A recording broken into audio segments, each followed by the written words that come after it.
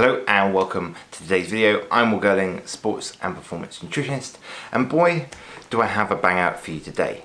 Today we're going to talk about the myths that surround post-exercise, post-workout protein myths in particular. And I know a few of you have asked this question on my Facebook group, link down below. If you're not involved, get involved. But it got asked a few times on the Q&A, so I thought I'd do a video here and share it with you guys. So let's roll that intro and get started.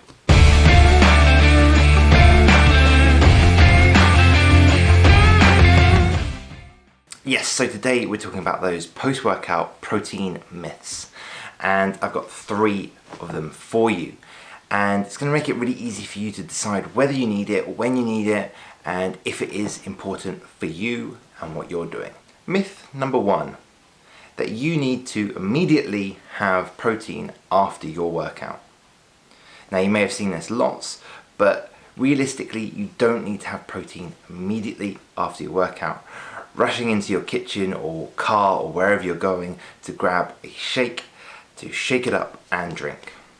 This really doesn't need to be done, because what's most important is the frequency of protein, and even beyond that is actually just total daily amount. So it's total daily amount, then that frequency.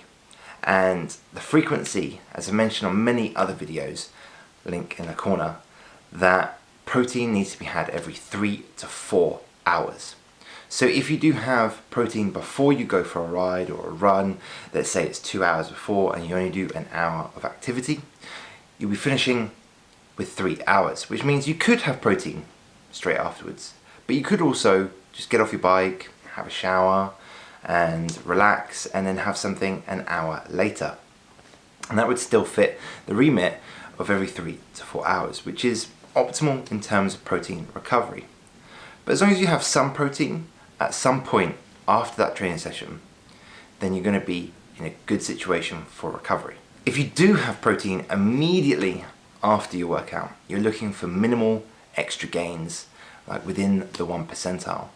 And if you are a professional, if you are doing multi-day activity, so you are doing a session in the morning and a session in the evening, then that would affect recovery. If you are doing multi-day racing, then that would also affect recovery and be worthwhile. This leads us on to myth number 2, which is having large amounts of protein. You need to have large amounts of protein, the biggest amount even, in the post-workout window. And large is quite an ambiguous term, because what is large for me may not be large for someone else. But I can tell you the recommendation is pretty much always going to be 0.3 to 0.5 grams per kilogram body weight. And if you're 50 and above, you want to be having around 40 grams to 50 grams, because it's just so much harder to stimulate that recovery process called muscle protein synthesis if you are an older individual. And you could also think about the choice of protein that you're having. You don't also need to have a whey protein concentrate, an isolate, or a hydrolysis something. You don't need any of those. You can just have a food source. You can have milk. There's loads of studies showing about milk and its effectiveness in the post-workout recovery period. It could be just normal food, as I said, which is why you don't need to rush to have it, especially if you're just training once a day and doing just regular normal training. It's only when we're really looking at, one, trying to get high protein intakes. If you're a big individual and you need higher protein amounts, then a whey protein supplement definitely helps with that. But if we're talking specifically around this post-workout window, then the gain you're going to get from a supplement like that, and the gain you're going to get from taking it immediately after a workout, is minimal and arguably insignificant. And myth number 3, that you need to have protein after every workout, and it needs to be a protein shake. But mainly people talk about having it, that you need it after every workout. And as I said in the first one, it kind of ties in with that as long as you're getting it every 3 to 4 hours, and that your total protein intake for the day is on point, then you should recover, and you should have no problems achieving the results that you want, whether that's adaptation to exercise, whether that's just recovery, whether that's maintaining your muscle balance. So my recommendations to you guys is just have a normal meal 3 to 4 hours after your last one. And if that's on the bike or during your run, because it's a long duration run or bike, like 4 or 5 hours bike or a few hours run, then just have some protein during that. And that could be a protein bar, it could be anything like this. And then once again, you won't need protein for 3 to 4 hours after that, which definitely would not be immediately post-workout.